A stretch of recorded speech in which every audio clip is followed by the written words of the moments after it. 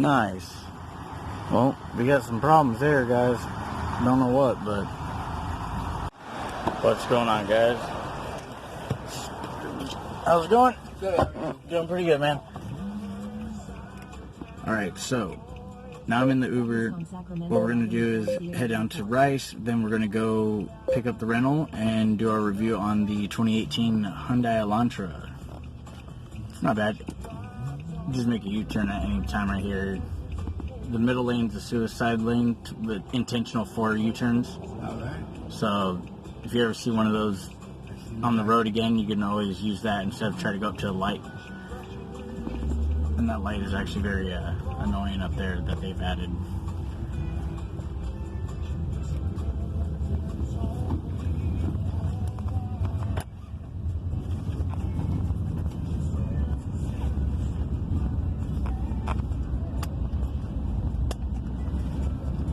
Hell of a week for weather, huh? I'm telling you. Just can't decide what it wants to do. Right, it's like Mother Nature on menopause or something. One day it's beautiful, the next day, Oh, I know. And I mean, I'm just sitting here looking at the sky all day and night, you know, every other day, and I'm just like, man, I can't, I had a jacket on, I can't even go outside. get out over here, man. It's ready to come down there. Oh, yeah. The whole, from here to Rio Vista is just always an amazing, like, skyline, just seeing of the clouds, and you'll see pour downs from a distance. Oh, wow, that's a lot of fire trucks down that road. There's like 6 fire trucks down there. Yeah? What was that about? I don't know, but it was something pretty crazy because when you have multiple fire trucks, that's a mess. Oh yeah, oh yeah. Well, everybody's in a big rush, right? Because I don't know exactly where I'm going. I'm trying to find people, and they're all just right on my tail all the time. It's like, come on, guys, back up. I mean, some of the things you can do is just put the hazards on when you're coming up to an unexpected, like, left or right, and you can't figure it out, because most times people will see that, they'll at least get some awareness to back off. Yeah. It's not the best or, you know, the most effective, but it does, you know. Yeah, they always try to cut in before I decide to turn yellow. Like, so stop just watching now. So everything in the rear ain't okay. Half the time I've driven so many miles under my belly. I mean, I'm only 29, but I've driven about 500,000. Wow. So it's a lot of understanding and seeing patterns over and over. Yeah. Like now I've realized patterns of freeway drive in Bay Area is the same out here now. It wasn't that way. You could be in the fast lane and still be going faster than everybody else. Right. During rush hour. Now you have to be in the slow lane to actually get faster and progress more than the other cars during rush hour. Oh, they just want to cut. Everybody's cutting in and out. Right, and that's the weird subconscious psychological driving patterns people don't know that they're doing. Stupid. And once you go observe and realize that, now you know how to counteract and be like a ghost in the, you know, zip right through everybody. You know, that person's going to turn, and my friends go, how do you know that? Just watch. Do you see how they're driving right now? That pattern right there is a consistency. You're going to make a left at this light. And then, yeah, it's just amazing. And being a big rig truck driver, you kind of, that's part of your job. Oh, I used to pave. I was a paver. So I used to drive the 10-wheel, like, garbage truck style. And we'd have the ag and all the asphalt. It's this top layer stuff you see right here. You know, on most asphalts, that's known as slurry. And then, yeah, so I paved East Bidwell and Folsom, Belvedere. I've paved right there in Facebook. I've delivered styrofoam to at the new building there, and I paved right across Dunbar. A lot of beautiful areas too. Lake Elsinore down south.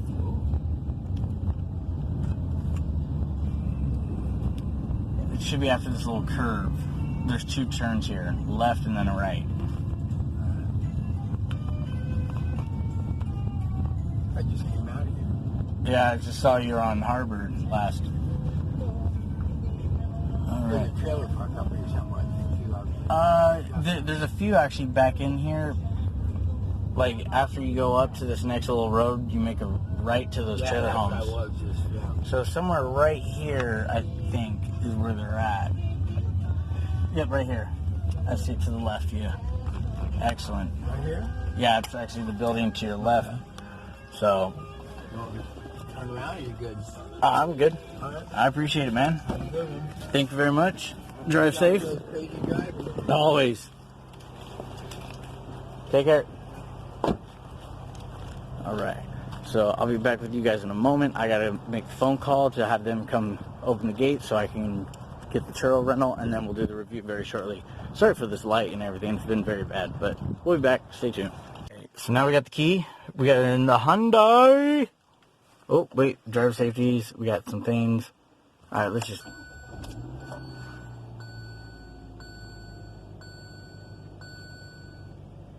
...2018 Hyundai Elantra. It has a little rough idle. It's cold. So, first of all, let's get out of the gate and then we'll take care of the rest. And what's the gas at? Right there. Cool. Wow, this little Kia. No! Hyundai is a little zipper on cold.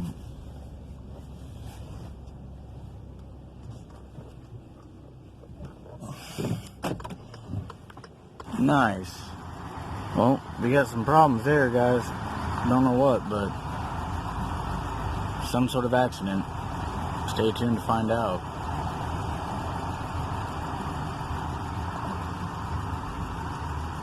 We'll see. Nice Porsche, by the way. Oh, damn. Oh, shit. It's run down. Don't even know about the car. Just driving, checking it. Everything seems good so far. Beautiful out.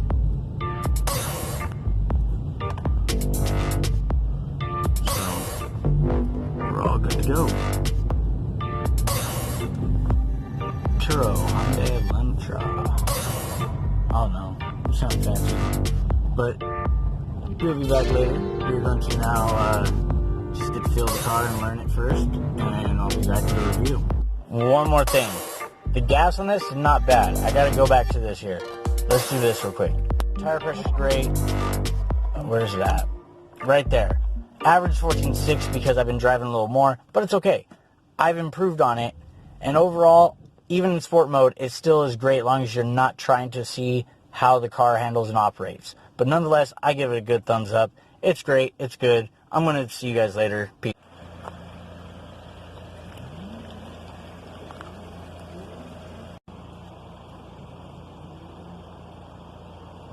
I hear braps on the under somewhere. But back to this. I'm just going to have to start all from the beginning right now. Welcome, guys. Sorry I got my hoodie on. Yeah, I know the hair's a little whack, but welcome to Fight Club. Another round. We're here with Turo. We got the Hyundai Elantra 2018. It is a simple, practical commuting enjoyment of a vehicle made by Hyundai. Elantra, of all things. But anyways, so let's get back to it, shall we?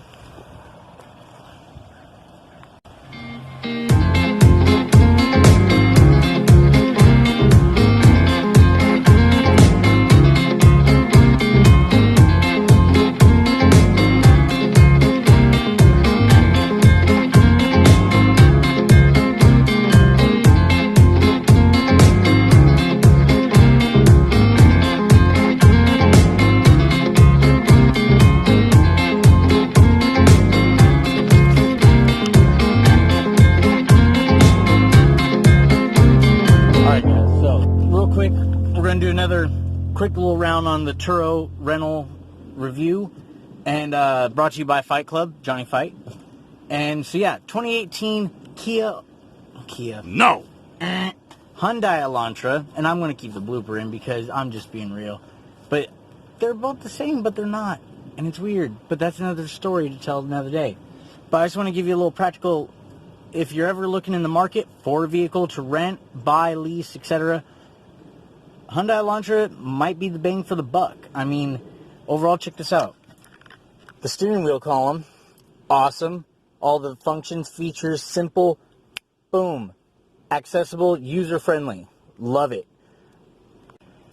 And here, the gauge cluster, which, as you guys can see, Very awesome stuff. The controls are right here. You get your tire pressure, you got your music, you got each one. You can do multiple convenient stuff. It is super awesome. Doors, lights, the sounds, you know, service intervals you can set and do your own, which is awesome. And then over here you got your Bluetooth, which we will go here, boom. Your layouts. You got Wi-Fi, you got voice recognition, you even got XM,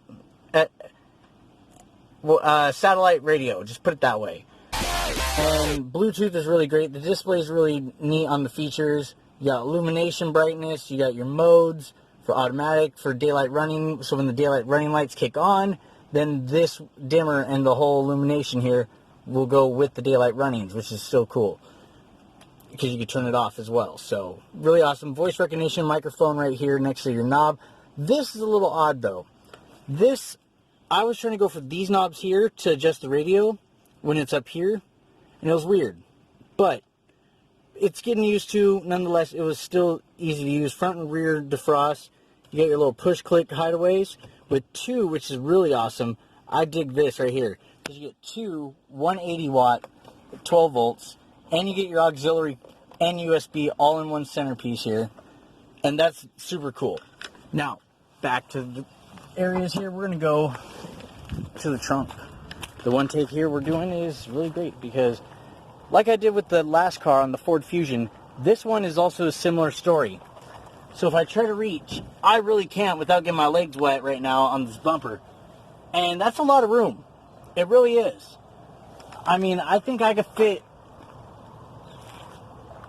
two 18s in here, barely, but two 18-inch subwoofers, custom box in the back, and yet still be able to have front seats. Not really, but you could, because look at how much space there is in the back here. It's like a old Mitsubishi Eclipse. If you guys ever remember the old Mitsubishi Eclipse, like the Fast and the Furious 1 had, the green one, the trunk space in that when you get rid of your spare tire is massive. This one's the same way.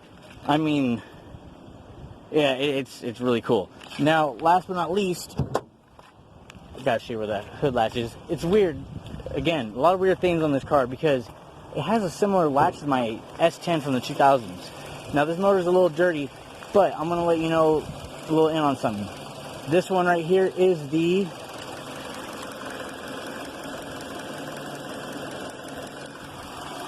dual overhead cam, 16 valve, 4-banger, no hybrid, all motor, NA. It's really great. It's a good motor. For the little thing that it is, it packs a little pep in its step. It really does. And I mean, this looks very similar to Volkswagen's layout that I can recall on an NA motor front wheel drive, which is really neat because you got the battery there, you got the fuse relay, your intake. You know, the motor mount's another neat deal because they went across here on this little strut or cross member, or you know, end to the actual fender weld area, which is different to my knowledge as well. Me being not so old, but definitely catching up to speed here. And nonetheless, I mean, let me just show you the back seats here. So I have my doors. Oh, that's a blooper. No. Real quick here. So these doors are huge. Like these have like weird wings, but they're cool. They still have cup holders in each and every single door, which I will tell you right now, they will not hold a large drink of McDonald's. The medium-sized cups will work, but be careful with your lids. Little fun fact for you. But lastly, they don't have any back pouches here. They have just the backrest, and it's plastic. The seats do fold down. There is no center. I mean, you just drop the center down, but there's no center like piece here. But there is, wait, cup holders right there. Bada bing, bada boom. And just for practicality of usage, I put 2 duffel bags back here in the bag, just so you guys can see, like, you know, how it works. This is my unipod. And yeah, this is your quick little deal here about this. Now we're going to get on the road. Got to go return this. And thank you, Turo. Thank you for being the app that you are and providing these opportunities like I can do. And for everyone else to, you know, make side hustles happen and executing on them. So providing the platform for all of us to do what we do, Thank you, Turo. And last but not least, let's get back to the gearbox here. It is a 6-speed automatic sport option, for example. So we got this little button here. It says drive mode. We go up here. They got 2 modes. You got first, eco. Second, sport. And then you got your normal. So if we go in reverse, here's the last cool part I'm going to show you. When you play the radio, you have an option to where when you're backing up, the radio will turn itself down, so you can focus on backing up. This camera is very, very well built on depth measure, and it's pretty accurate, and you know where you're at on it, and you can trust this camera. Screen's pretty big too, which I like. Where Ford Fusion, not so much. Alright, so you know what? We're going to have a little good time here. We're going to go gearbox mode. Tap once. Tap twice. Alright. And off we go. It is a 6-speed. Now let's see if I can set you guys to where I can do this. Alright.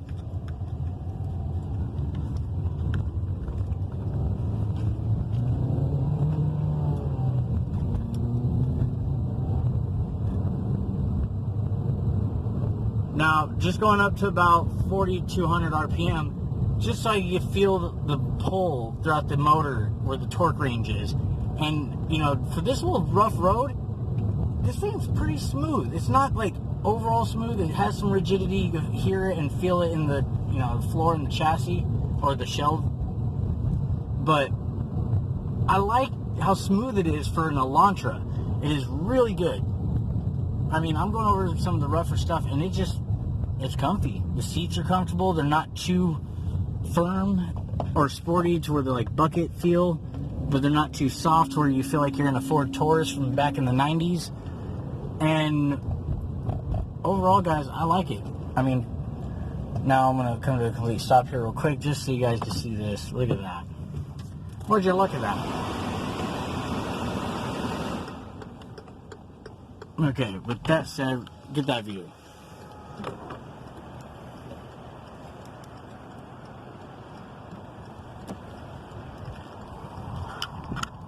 And with that said, guys, this is Johnny 5 at Fight Club. I'm going to give this thing like a Doug score of a, let's say, for cost category, small practical compact cars with economy, non-hybrid NA. Hyundai, you guys are doing good. You guys are really doing good. You knew how to study the market. You knew how to provide what was necessary without extra, excuse my language, fuckery. And it doesn't sound too bad. You know, it has a little bit of a throaty intake sound. You know, it has a little zip, but your touring Honda Civic edition isn't going to pull away and leave you in the dust getting on the freeway, but they will actually pull away slowly but surely. It's like a Camaro and Mustang race, but we already know the Camaro keeps winning. And we're just saying stock versus stock. Man, that sounds nice. But anyways, guys, I gotta get rolling. And again, thank you, Turo, and thank you, Stan, the guy who I rented it from, providing the Elantra and his business.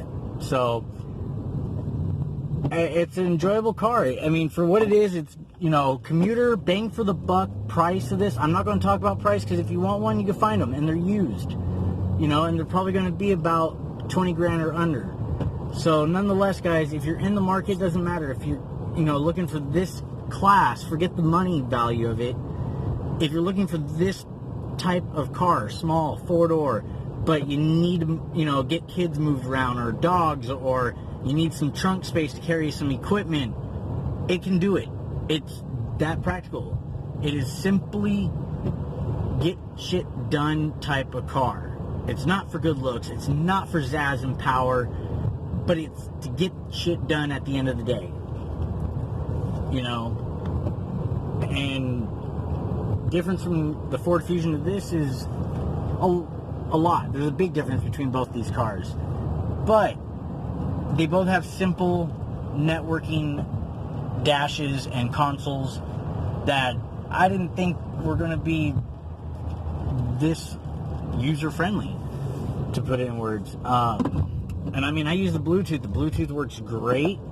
It's adaptable to me. It listens. It pays attention to my voice, you know, even from a outside the door distance, but not too far. And yeah, I don't know what else to say. I mean, there's not really bad things to say. The downside is I do not like the top wobble here. As you can see, watch.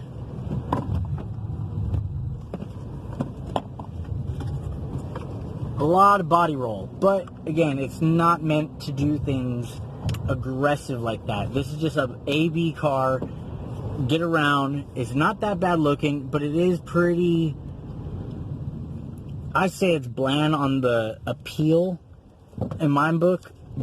So what I would say is, you know, find a little things you could touch up on it, like wheels, or go with a, you know, different grill, or change the color up on the accents of the car, and it really makes this car different. Same with also suspension. Dropping it an inch or two would make a big difference if you can find the parts and do it. Now, I know back in early 2000s, it was a little difficult to find anything for Kias, and my first car brand, Suzuki, it was very difficult to find parts, aftermarket-wise, besides wheels that would fit. But nowadays, it's a lot broader of a market opportunity, so people will manufacture or come up with things for all different makes and models. And if not, make one yourself. You know, come up with it yourself, and then reach out to the internet. How do I do this? Where do I go to talk about this? What is my step in the process of doing all this, so I know how to improve myself?